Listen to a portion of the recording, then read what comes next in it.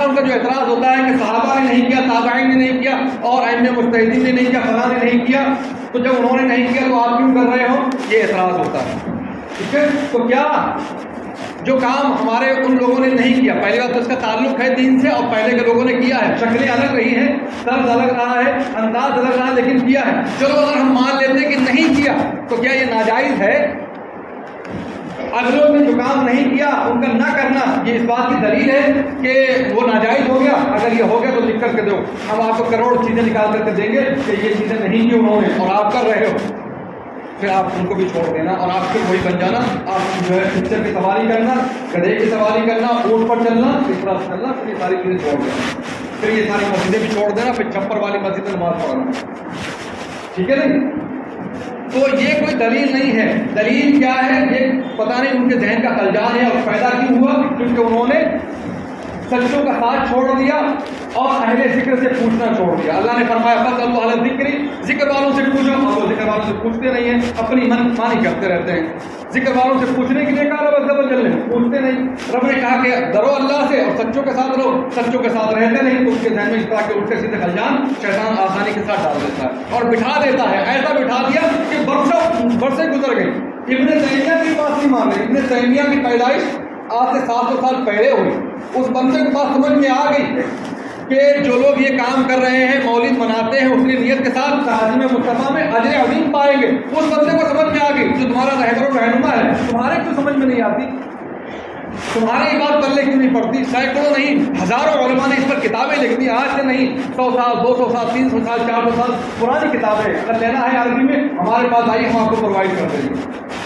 تو یہ کوئی دلیل نہیں ہے کہ جو کام اگلوں نے نہیں کیا وہ غلط ہے. کیوں ایسا؟ میں ایسا کیوں کہہ رہا ہوں؟ کیونکہ شریعت کا مزاج ہے، شریعت کا مزاج ہے، اللہ کی مشیت کا مزاج ہے کہ اللہ تبارک و تعالیٰ ان چیزوں کو بیان فرماتا ہے جو یا تو ضروری ہے یا جن سے بچنا ضروری ہے، جن کا کرنا ضروری ہے یا جن سے بچنا ضروری ہے. وہ چیزیں بیان کی جاتی ہیں. بیچ کی چیزیں جو مستحسن ہیں، مستحب ہیں، جائز ہیں، وہ بیان نہیں کی جاتی کیونکہ ان کو اس قدر ہے کہ ان کو شمار میں نہیں لایا جا سکتا.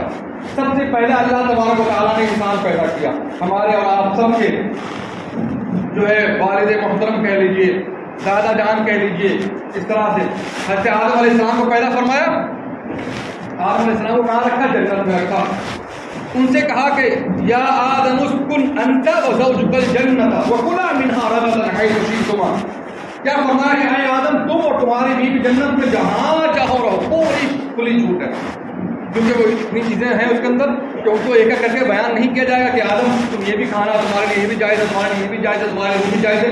جائز چیزیں اتنی زیادہ ہیں کہ اللہ نے اس کا قاعدہ دے دیا کہ تم جہاں چاہو رہو، بس اس کے پاس نہیں جانا. تو جو چیز ناجائز تھی اللہ نے اس کو کیا کر دیا؟ منع کر دیا. جو چیز ناجائز ہوتی ہے ہمیں کیا پتا چلا کہ اللہ تبارک و تعالیٰ اس چیز سے منع فرما دیتا ہے جو چیز ناجائز ہوتی ہے، اور جو جائز ہوتی ہے ان کو کھلا چھوڑ دیتا ہے. وہ آپ کی منشا پر ہوتا ہے، آپ کی مرضی پر ہوتا ہے. چاہو تو کرو یا نہ کرو. اگر کرو گے اور نیت اچھی رکھو گے ثواب پاؤ گے، نہیں کرو گے تو کوئی آپ کو عذاب نہیں ملے گا. بات سمجھ آ رہی ہے؟ تو ہمیں اس سے کیا پتا چلا؟ پہلا انسان پیدا کیا اور اس کو افعل اللہ تفعل کا ضابطہ دیا، حلال اور حرام کا ضابطہ دیا کہ تمہیں اس کے قریب نہیں جانا. اسی طرح سے قرآن مقدس کے اندر دیکھو اللہ رب العزت نے جو چیزیں ضروری تھیں جیسے نماز، روزہ، حج، زکات، ان کو بیان فرمایا ہے. جن کا کرنا حرام تھا ان کو بیان فرمایا ہے. فرمایا السارق والسارق فاقطعوا ایدیہما، فرمایا لا تقربوا الزنا، فرمایا لعنت اللہ علی الکاذبین. تو جھوٹ بولنا غلط تھا، اللہ نے بیان فرما دیا. اللہ تبارک و تعالیٰ نے چوری کو منع فرما دیا، شراب کو منع فرما دیا، جوئے کو منع فرما دیا، غیبت کو منع فرما دیا. اگر یہ چیز غلط ہوتی اللہ عالم الغیب والشہادہ ہے تو منع فرما دیتا، کیونکہ وہ منع فرماتا ہے. یہی شریعت کا مزاج ہے کہ جو چیز ناجائز ہوتی ہے اس کو منع کیا جاتا ہے. اللہ نے منع نہیں فرمایا. بتاؤ کہیں قرآن میں منع فرمایا؟ جب اللہ نے شراب کو حرام کیا، جب اللہ تبارک و تعالیٰ نے جو ہے اس کو کیا کہتے ہیں جوئے کو حرام کیا، جھوٹ کو حرام کیا، غیبت کو حرام کیا، چوری کو حرام کیا، تو اس کو کیوں حرام نہیں کیا جبکہ وہ عالم الغیب والشہادہ ہے؟ اور مزاج بھی یہی ہے، مزاج بھی یہی ہے کہ منع کرنے والی چیزوں کو منع کیا جاتا ہے، جائز چیزوں کو نہیں کیا جاتا، کیونکہ جائز چیزیں بدلتی رہیں گی. دنیا قیامت تک جائے گی. ایک دن کی دنیا تو نہیں ہے، ایک دن کی دنیا ہے ہم ان کو بتا دیں کہ یہ آپ کر سکتے ہو، یہ نہیں کر سکتے. دنیا چلے گی قیامت تک، ہزاروں کروڑوں اربوں چیزیں آئیں گی، نہیں ہوں گی. ٹھیک ہے، تو اس میں فائدہ یہی ہے. بات سمجھ آ گئی؟ یہ بات سمجھ آ رہی کہ نہیں آ رہی آپ لوگوں کے؟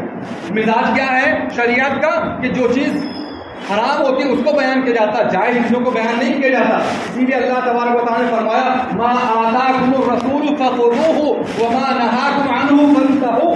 فرمایا کہ تمہیں جو رسول دے یعنی جن چیزوں کا حکم دے ان کو لے لو کرو. وما نہاکم عنہ فانتہوا، اور جن سے منع کرے ان سے رک جاؤ. تو ہمیں اس سے دو چیزیں پتہ چلی کہ وہ جن کا کرنا ضروری ہے وہ جن سے رکنا ضروری ہے. دو چیزیں پتہ چلی. اب رہی بیچ کی چیزیں جن کا نہ کرنا ضروری ہے اور جن کا نہ جو ہے جن کا چھوڑنا ضروری ہے، ان کا کیا ان میں آپ کو چھوٹ ہے، کھلی چھوٹ ہے. آپ چاہو کرو چاہو نہ کرو. اب اگر اس میں نیت اچھی کر لو گے ثواب پاؤ گے، نہیں اچھی کرو گے تو کچھ بھی نہیں ملے گا. بات سمجھ آ رہی ہے؟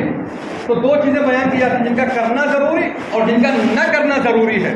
رہی بیچ کی چیزیں تو ان کے بارے میں بحث و مباحثہ نہیں کرتے. جو کر رہا ہے اس کو کرنے دیجیے اور جو نہیں کر رہا ہے وہ نہ کرے، اس کی اپنی قسمت.